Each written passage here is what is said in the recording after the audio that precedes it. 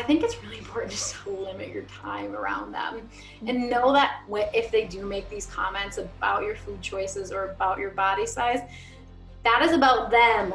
That is not about you. Hey guys, this is part 2 of my interview with Brittany Woodward, who is a nutritionist and dietitian.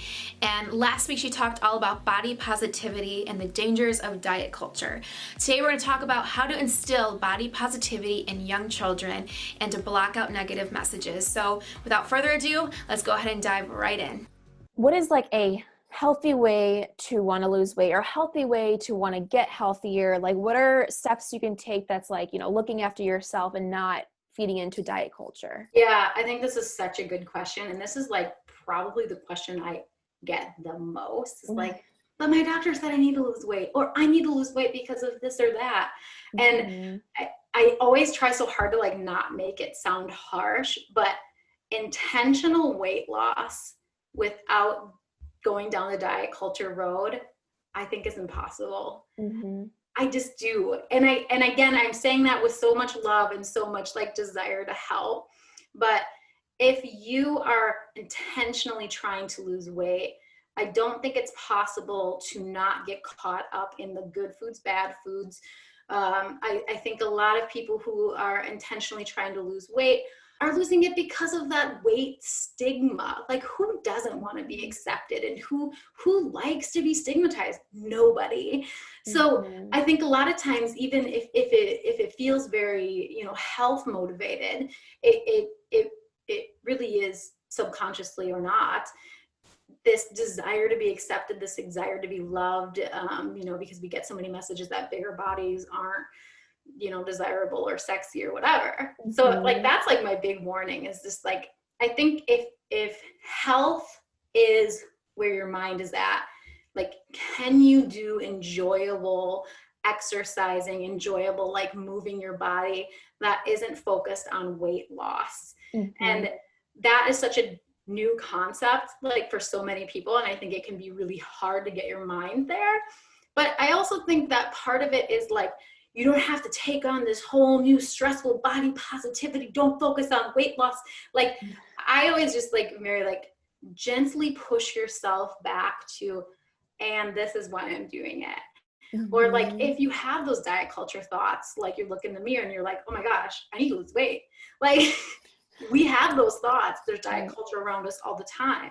And then like gently remind yourself why that isn't helpful. As we're talking, about moms and body positivity, I know like daughters and young girls are very susceptible to all this information. So what's a good way of like instilling body positivity to young girls? Yeah, this has got to be probably my second most popular question. And I think that what is important to know is that you are not, like, as their mom, you do not have full control over what they're going to hear. Like, they are going to hear diet culture messaging. They are going to hear a message saying that you will be better if you're thinner, and you should always be trying to lose weight, and vegetables are good and cake is bad. Like, they're going to hear those messages, and it sucks. Like, my daughters are going to hear those messages too. And then what is really important is that even though you can't control if they hear them or not, you can control how they perceive them. So if they hear that message and they know that mom says that all foods are good, or they know that mom loves her body just the way it is, and she doesn't feel like she needs to lose weight, then they will start perceiving those messages differently. And so something that like my daughter does all the time is like, she'll be watching like some YouTube kids show, and they'll be talking about like, these are the bad foods. And then she'll go, Mom, they're saying that these are the bad foods, but all foods are good. And I'm like, yeah, like, all right, we're doing good here.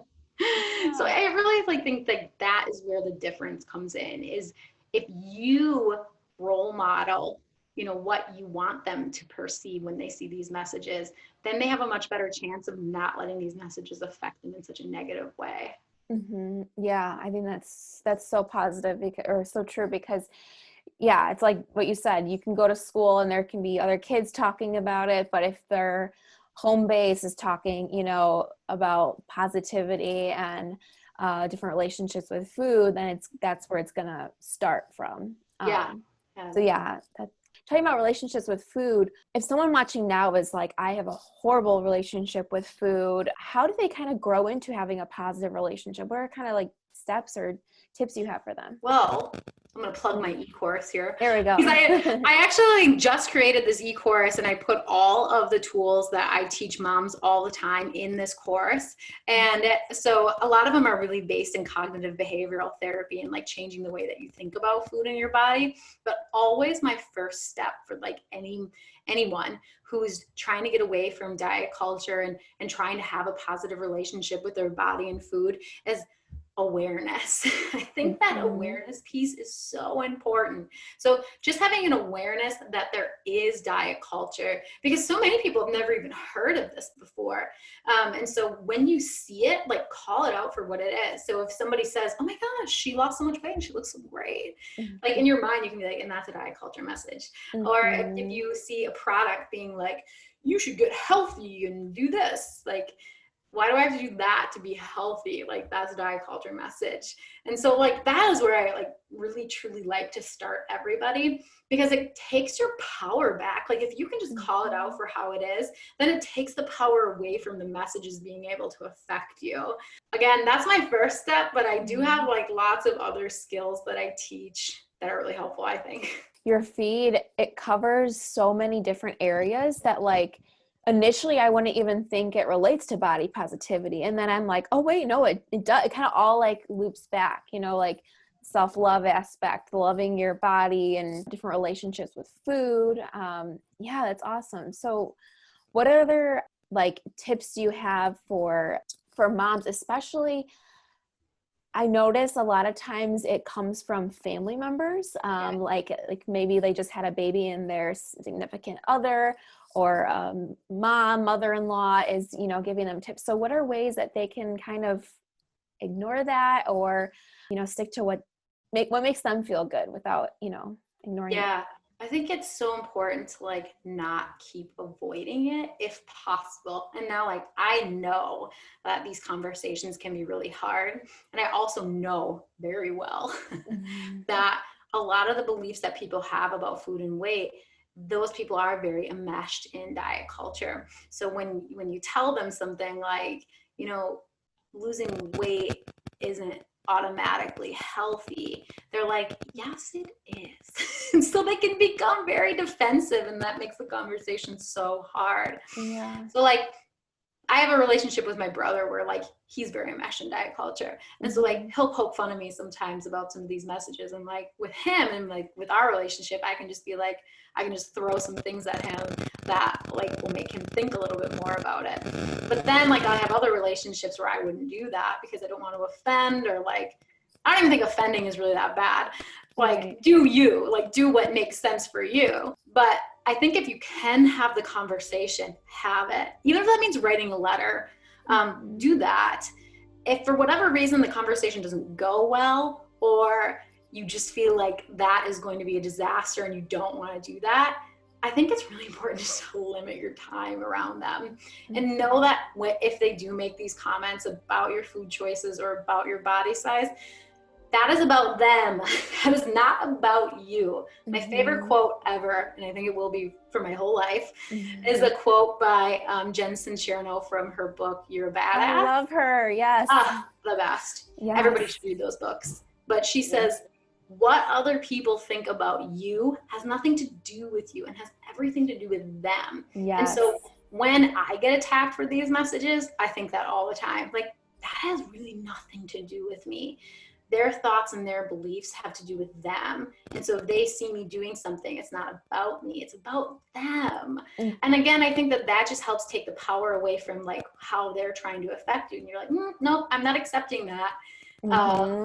And limiting your time or just doing whatever you can to sort of tune that out is like really important too. All right, thanks to Brittany Woodward for coming on the Mom Talk Show. I thought it was such an important topic to cover. So many moms are targeted by the diet culture in order to lose weight, to get back to their pre-body weight. And I think it's so important to share the message that you are enough and your size does not determine your worth. So I thought that was so cool. Brittany has tons of courses available, so check them out below. I'm gonna put links there. And also check her out on Instagram at bodypositive_mom. Thanks for watching, guys, and I'll see you next week. Thanks for tuning in to this episode of Mom Talks with Krista. If you're not yet subscribed, go ahead and click on the subscribe button. It should be down here somewhere. We release new episodes every single Wednesday. And if you're not following us yet, be sure to follow us at Mommy Knows Best on Instagram. And remember, if you're watching this and doubting yourself, you are a great mom. So thanks so much for watching, and we will see you next week.